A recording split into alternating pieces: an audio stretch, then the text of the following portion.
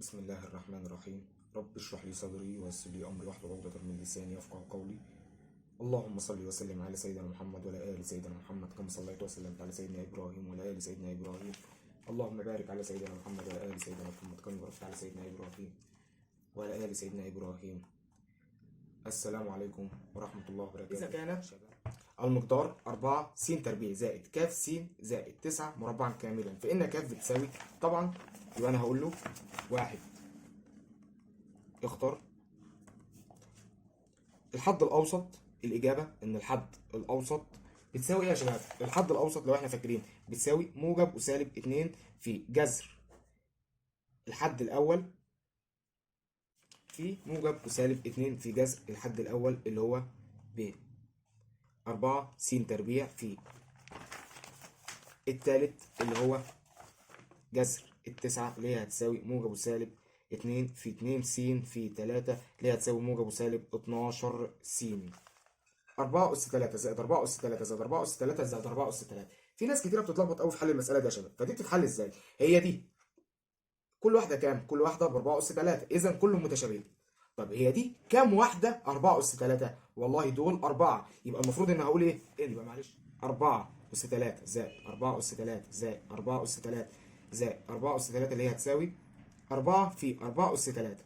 طب ما الأربعة دي أس واحد. طب ما الأساس هو الأساس، يبقى هنجمع الأسس يبقى هتساوي 4 أس 4. يقول إذا كانت 7 س بتساوي 11 فإن 7 س زائد 1 7 س 7 أس س آسف بتساوي 11. طب فإن 7 أس س زائد 1. طب يا شباب بعد إذنكم هي 7 أس س زائد 1 يبقى زي ما قلنا يا شباب إن 7 أس س زائد الواحد هتساوي 7 أس س في 7 تاني، يبقى 7 أس س زائد 1 هتساوي 7 أس س في 7 اللي هي 7 أس 1. تمام. طب يا شباب ما هي 7 أس س دي اللي هي مين؟ اللي هي ب 11 هو مديها، يبقى إذا 7 أس س زائد 1 هتساوي 11 في 7 أس 1 اللي هي 11 في 7 اللي هي ب 77. فهمتوها يا شباب؟ لما يجي يقول لي مجموعة حل المعادلة س تربيع زائد 9 بتساوي 0 فاي، طبعا لأن س تربيع هتساوي سالب 9، وطبعا لما أجي أجيب الجذر السين هتبقى جذر سالب 9 وطه طبعا يديني فاي. طيب صاد الموجبه تقاطع طه طبعا ده يا جماعه هيديني ايه؟ هيديني صاد الموجبه مع طه. طبعا الصاد الموجبه جزء من طه، صاد الموجبه دي جزء من طه، فلما يجوا يتقاطع هيديني الصغير يبقى هيديني صاد الموجبه. يقول اذا كان س اس 3 في صاد اس سالب 3 بتساوي 8 فان صاد على س. س أس 3 صاد أس سالب 3 بتساوي 8، يعني حضرتك بتقول إن س أس 3 على صاد أس 3 هتساوي 8. تمام كده يا شباب؟ معنى كده لما أجي آخد الجذر التكعيبي يعني س على صاد الكل أس 3 هتساوي 8، يعني س على صاد يا شباب بتساوي كام؟ س على صاد هتساوي كام كده؟ هتساوي 2. طب لكن هو في المسألة طالب إيه؟ ركزوا معايا يا شباب الله يبارك لكم. بيطالب إن صاد على س، صاد على س يعني العكس دي، يبقى صاد على س هتطلع 1 على الاثنين. السؤال الثاني أكمل رقم 1. إذا كان س تربيع ناقص ص تربيع بتساوي 24 وصاد زائد س بتساوي 6 فإن س ناقص ص. طبعا يا شباب أنا عارف س تربيع ناقص ص تربيع اللي هي بتساوي إيه؟ بتساوي س ناقص صاد في س زائد ص.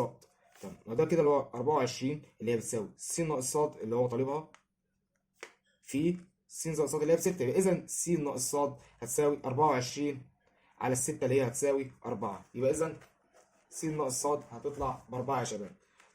رقم 2 بيقول المنوال اللي هو الأكثر تكرار، هنا 2 7 3 7 2 7 هتطلع ب7. رقم 3 نركز في دي يا شباب. بيقول إذا كان 3 أس س زائد 5 بتساوي 1 فين س بتساوي إيه؟ هي إمتى 3 أس س زائد 5 بتساوي 1؟ طبعا لما تبقى 3 أس 0، ما دي كده أهي 3 أس 0 بتساوي 1، يبقى إذا الأس ده هيساوي 0، يبقى إذا س زائد 5 بتساوي 0، يعني س هتطلع بسالب 5.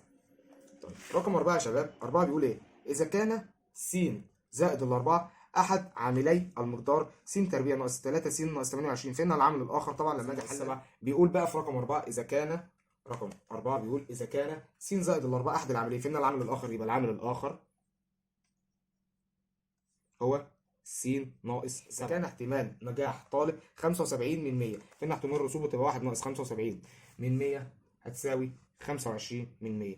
طيب اذا كانت س ناقص 3 اس صفر بتساوي 1، فان س تنتمي لمين؟ يبقى انا هقول له دلوقتي والله حضرتك رقم 6 انت بتقول ان س ناقص 3 اس صفر بتساوي 1، فان س تنتمي لايه؟ س هتنتمي لجميع الاعداد اللي في الدنيا ما عدا الثلاثه. طب ليه يا شباب؟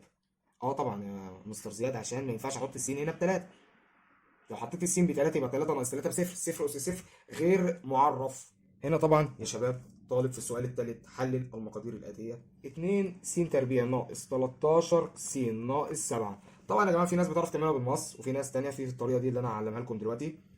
2 س تربيع ناقص 13 س ناقص 7. طب دي هحللها ازاي؟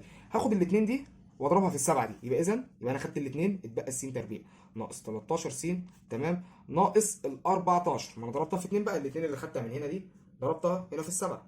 بعد كده احلل عادي جدا السين، وهنا برضو س، هنا سالب 14. طبعا ما دام ال 14 وهنا في 13 يبقى هو ضرب ال 14 في نفسها، ادي ال 14 وادي الواحد، يعني ضرب ال 14 في واحد اسف.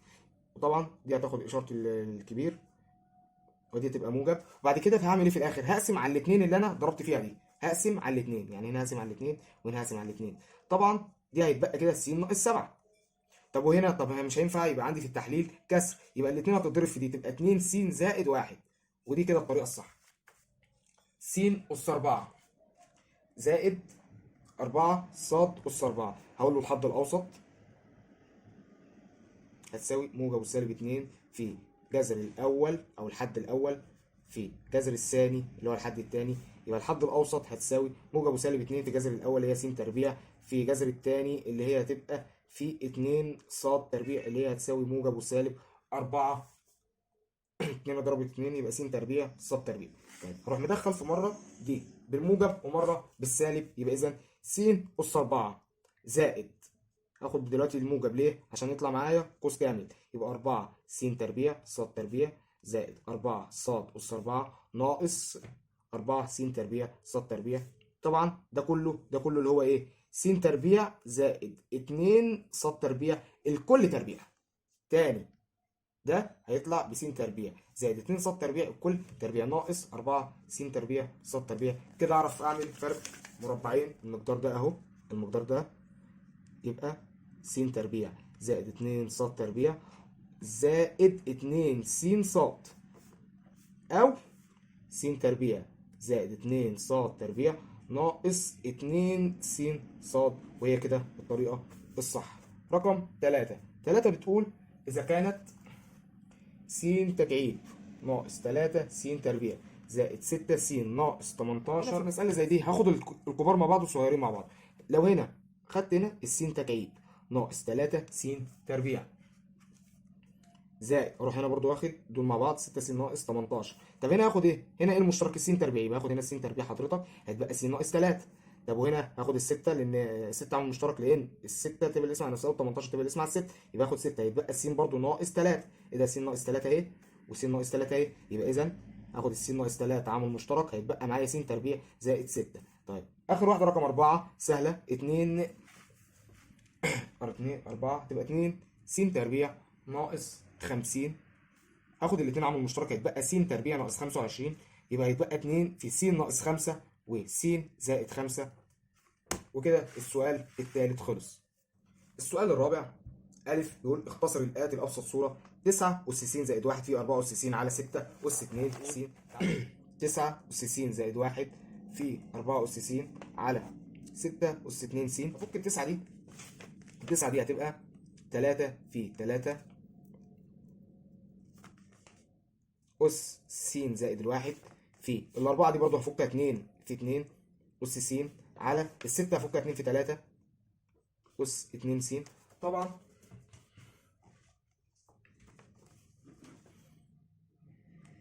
ما هي دي 3 في 3، ما هي 3 في 3 اللي هي ب 3 تربيع، يبقى 3 تربيع وطبعا في أس 2 س، يبقى التربيع ده هيتضرب في الأس اللي فوق تاني، يبقى 3 في 3 اللي هي ب 3 تربيع، يبقى 3 أس 2، ما هو الاثنين ده هيتضرب في الأس اللي فوق ده، يعني 3 أس 2 س زائد الاثنين في نفس الحكايه برضو 2 أس 2 س على، هوزع الأس على العمليتين الضرب، يبقى 2 أس 2 س في 3 أس 2 س. التلاتة هي التلاتة الأساس، هو الأساس أهو، يبقى هطرح الأس 2 س زائد 2 هيتبقى 3 تربيع في وهنا ده طبعا هيروح مع ده، يبقى يطلع ب 3 تربيع اللي هي ب 9. 5 بتساوي 14، يبقى انا حاضر. يبقى ده حضرتك بتقول س في س زائد 5 هتساوي 14. هضرب الس جوه، يبقى س تربيع زائد 5 س. هدخل ال 14 جوه باشاره سالبه، سالب 14 هتساوي صفر. يبقى اذا احلل، يبقى س ال 14 دي كام في كام؟ 7 في 2. ادي السبعه وادي الاثنين. طبعا الكبير هياخد اشاره ايه؟ موجب. سالب هتساوي صفر. يبقى اذا س بتساوي 2 وس هتساوي سالب 7. يبقى اذا مجموعه الحل هتساوي 2 وسالب 7 وهو المطلوب. اذا كانت 2 على 5 اس 2 س زائد 1 بيساوي 8 على 125، اوجد قيمه الس. اقول له 5 الف اهي بتقول ان 2 على 5 اس 2 س زائد 1 هتساوي 8 على ال 125. طب معلش يا شباب تعالى ناخد ال 8 دي. ال 8 دي 2 اس كام؟ 8 دي والله يا مستر 2 اس 3. طيب وال 125 دي 5 اس كام؟ 5 اس 3 يا مستر. طب كويس. يبقى اذا بصوا بقى الحركه دي، 2 على 5 اس 2 س زائد 1 بتساوي ال 8 اللي هي قلنا 2 اس 3 وال 125 اللي هي ب 5 اس 3. يبقى انا هاجي هنا دلوقتي هقول له ان 2 على 5 اس 2 س زائد الواحد، طبعا الاس هو الاس يبقى اخد الاس فوق عامل مشترك، يبقى 2 على 5 اس 3. يبقى اذا الاساس هو الاساس، يبقى هساوي الاس بالاس، يبقى 2 س زائد 1 هتساوي 3. يبقى 2 س هتساوي، طبعا ده يروح باشاره سالبه يبقى 2، يبقى الس بتساوي 1. بيقول صندوق به 10 بطاقات مرقمه من 1 الى 10، صحبت منه بطاقه عشوائيه، فإن احتمال انها تكون عدد فردي. الاعداد الفرديه هتبقى كام عدد فردي؟ 1 3 5 7 9، يعني 5 ارقام. 5 على 10 اللي هي هتطلع بكام يا شباب؟ هتطلع بنص. 5 على 10 بنص. طيب تحمل عدد اولي زوجي. مين العدد الاولي الزوجي اللي عندك؟ هو الرقم هو 2. كام قيمته بواحد، يعني دي هتطلع بواحد على العشرة، لان الاثنين ده رقم. انا ما بقولش عددين، ما بقولش عندي عددين يحمل عدد زوجي اولي، لا. طيب تحمل عدد يقبل القسمة على الثلاثة، والله الثلاثة والستة والتسعة اللي هي 3 على 10 اللي هي 3 من 10. والسلام عليكم ورحمة الله وبركاته. كان معكم دكتور ماث مستر زياد المصري.